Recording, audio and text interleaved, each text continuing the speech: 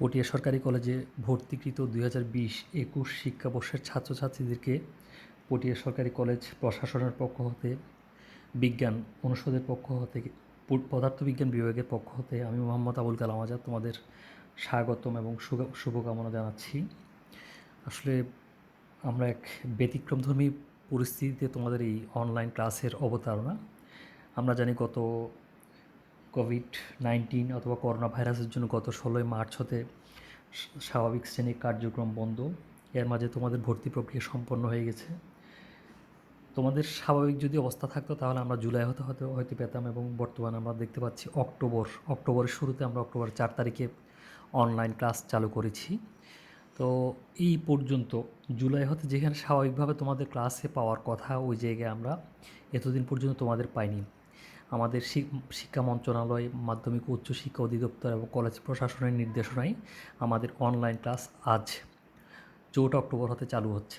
তো এইখানে আমাদের স্বাভাবিক অনলাইন ক্লাসে যাওয়ার আগে আমি কয়েকটা ব্যাপার তোমাদের সাথে একটু কথা বলবো। একটা বিষয় হচ্ছে তোমাদের উচ্চ মাধ্যমিকের সময়টুকুন আসলে একেবারেই কম বলতে, যদি আমি তোমাদের স্বাভাবিক সময়টুকুনই বিবেচনায় নিই, তোমাদের যদি জুলাই 2020-এ যদি ক্লাস শুরু হতো, তোমাদের এইচএসসি পরীক্ষা হওয়ার কথা এপ্রিল 2022 সালে। তার মানে প্রায় 2 বছর তো প্রশ্নই আসলে 2 বছরের চেয়ে অনেক কম সময় পেতাম আমরা, হয়তো 20 মাস বা 21 মাস। কিন্তু এখন পরিবর্তিত পরিস্থিতি, তোমরা কী পরিমাণ সময় পাবা এটা আসলে ভবিষ্যতই বলে দিবে। তোমাদের পরীক্ষা কখন হবে, কবে নাগাদ আমরা তোমাদের স্বাভাবিক শ্রেণী কার্যক্রমে ফিরতে পারবো, এটা ভবিষ্যতই বলে দিবে।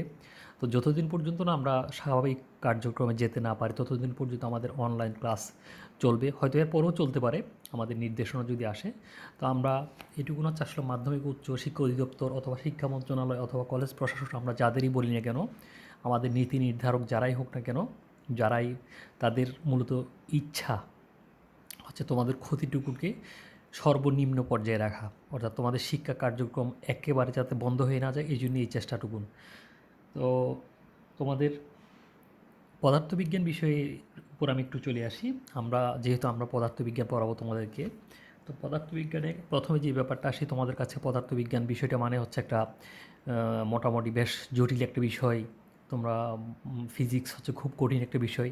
আমি কঠিন বা সহজ এই প্রশ্নে বা এই সমীকরণে যাব না। আমি শুধু তোমাদের বলবো, তোমরা যদি এই 1.5 বছর অথবা 2 বছর, পৌনে 2 বছর যদি একটু ধারাবাহিকভাবে পড়তে পারো, যদি অখণ্ড মনোযোগের সাথে যদি অধ্যয়ন করতে পারো, আমরা মনে করি তোমাদের এই পদার্থবিজ্ঞান ভীতিটুকুন কেটে যাবে।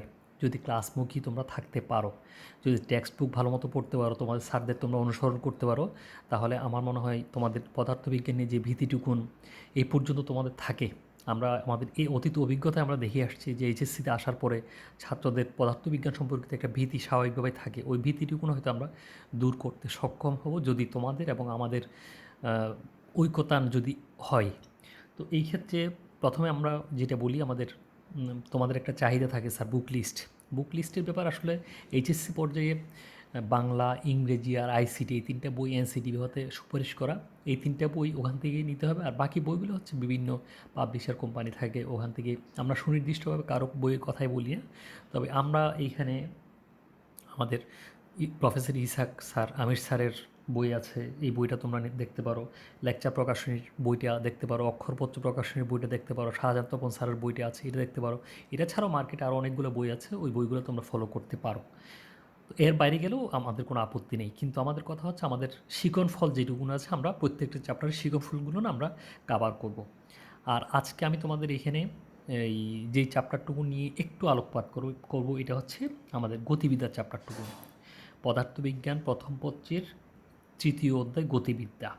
পদার্থবিজ্ঞান প্রথম পত্রের, আমি আবার বলছি, পদার্থবিজ্ঞান প্রথম পত্রের গতিবিদ্যা চ্যাপ্টার, 3য় চ্যাপ্টার গতিবিদ্যাটুকুন।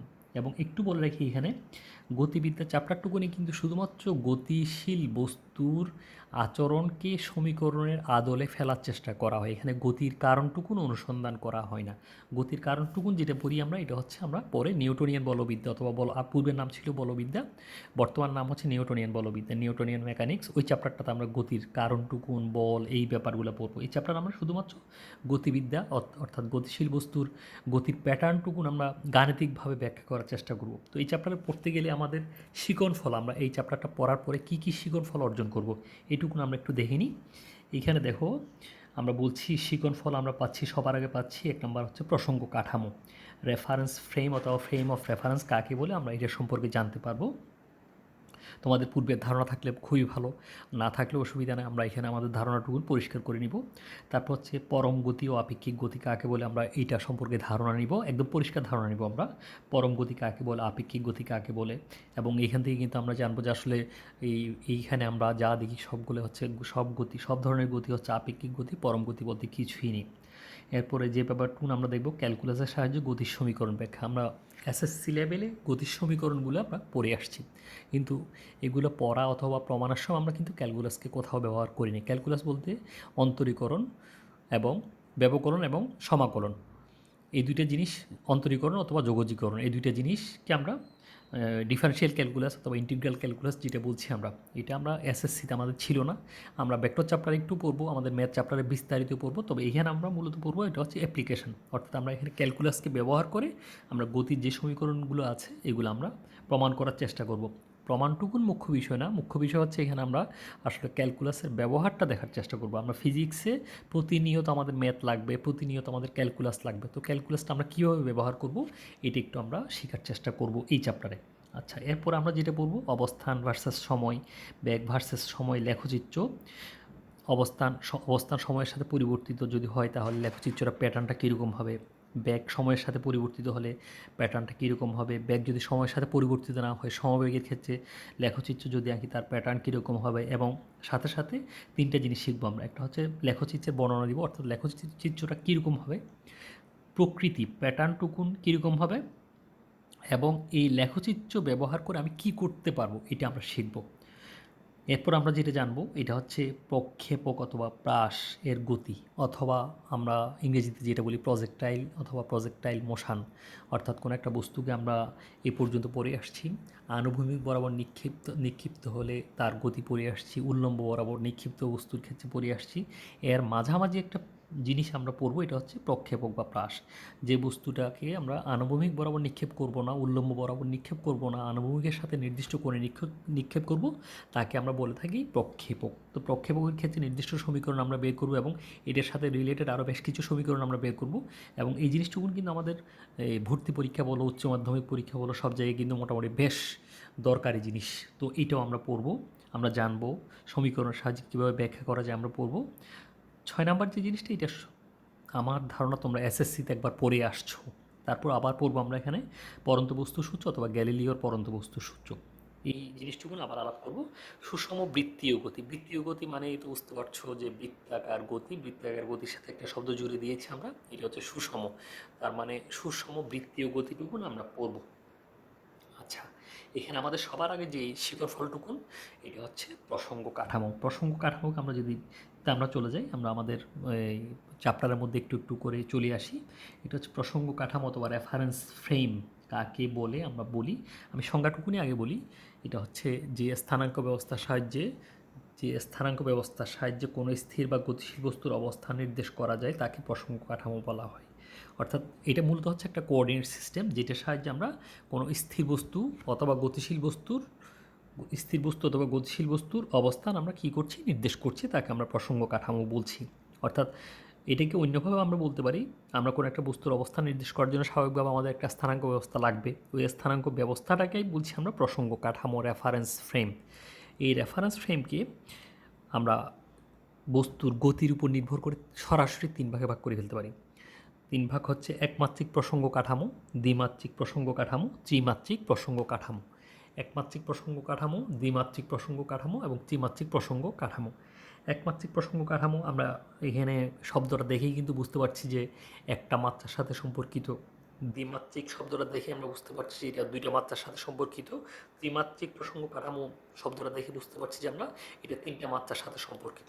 তাহলে আমরা একটু করে একমাত্রিক প্রসঙ্গ কাঠামো কাকে বলে একটু ডিফাইন করি এবং একটা উদাহরণ দিয়ে আমরা ব্যাখ্যা করব। একমাত্রিক প্রসঙ্গ কাঠামো, যে স্থানাঙ্ক ব্যবস্থার সাহায্যে একমাত্রিক গতিসম্পন্ন বস্তুর অবস্থান নির্দেশ করা যায় তাকে আমরা বলছি একমাত্রিক প্রসঙ্গ কাঠামো। এই ক্ষেত্রে ডেফিনেটলি স্থানাঙ্ক হবে একটা।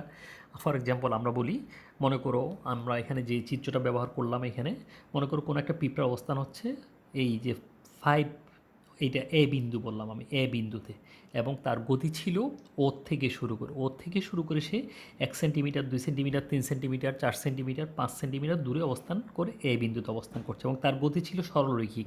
সরলরৈখিক যদি হয়, এখন আমি যদি তার অবস্থান যদি নির্দেশ করতে বলি, মূল বিন্দু যদি ও ধরি, আমি বলবো সে ও বিন্দুর থেকে 5 সেন্টিমিটার দূরে পশ্চিম অথবা পূর্বে অথবা উত্তর অথবা দক্ষিণে কোথাও অবস্থান করছে।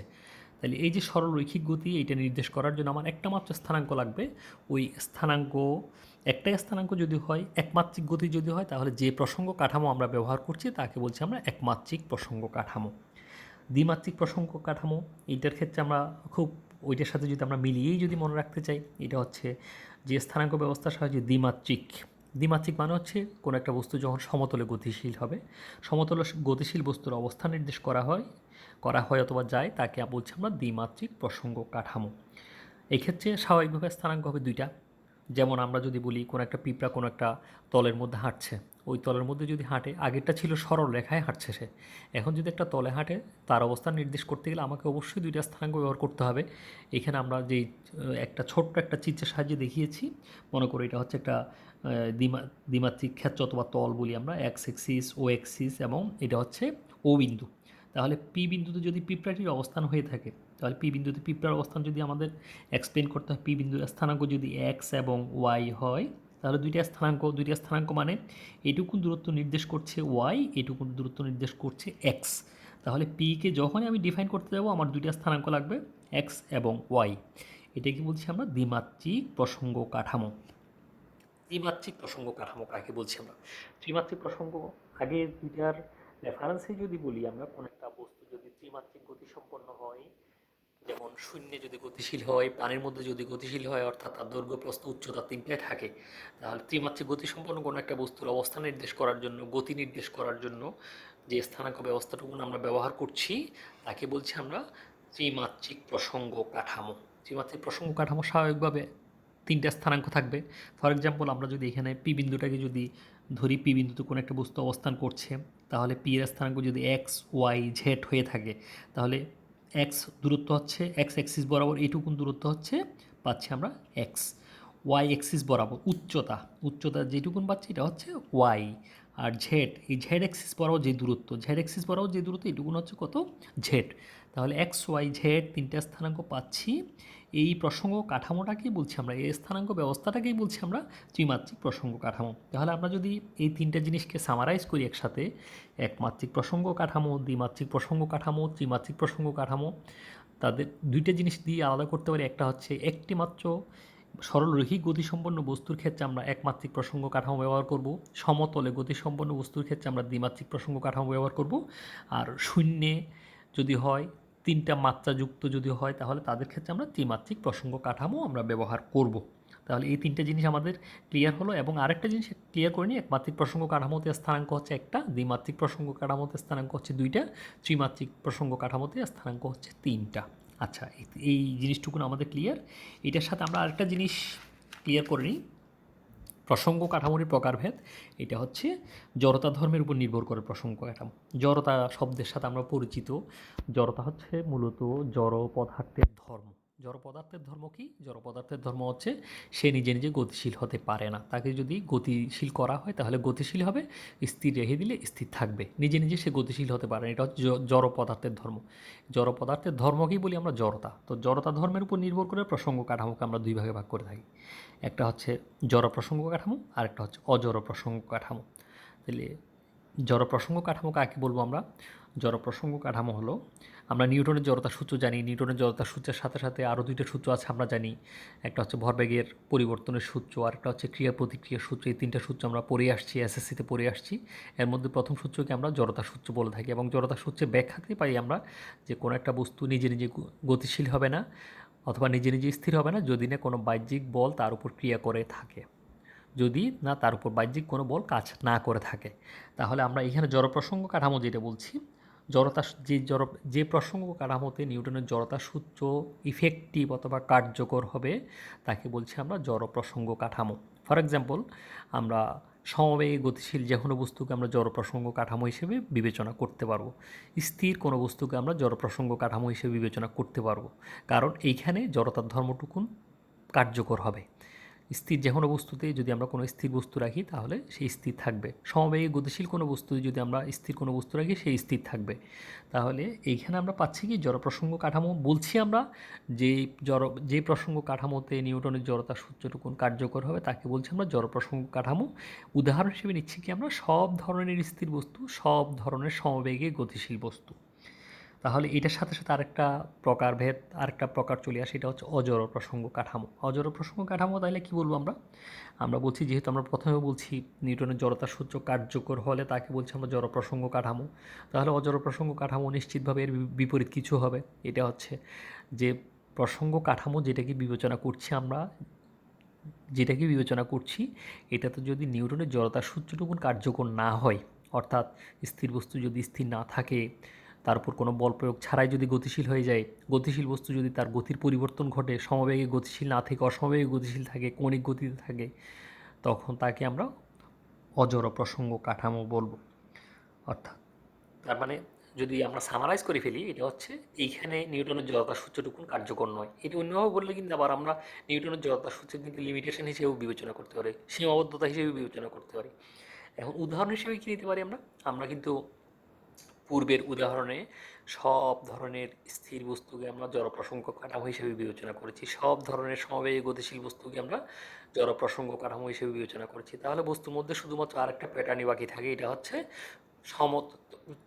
ত্বরণপ্রাপ্ত বস্তু। ত্বরণ বলতে আমরা এখানে ত্বরণ এবং মন্দন দুইটাই বলতে পারি, অর্থাৎ বেগের যেখানে পরিবর্তন হচ্ছে এই ধরনের সব বস্তুকে আমরা অজড় প্রসঙ্গ কাঠামো হিসেবে বিবেচনা করতে পারবো। আমি আবার রিপিট করছি, ত্বরণপ্রাপ্ত যে কোনো বস্তুকে আমরা অজড় প্রসঙ্গ কাঠামো হিসেবে বিবেচনা করতে পারবো।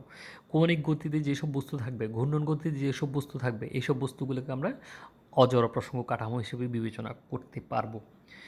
তোমাদেরকে আজকের মতো ধন্যবাদ। আমরা পরের ক্লাসে আলাপ করব। ধন্যবাদ। সবাই ভালো থেকো এবং পড়ালেখা করো।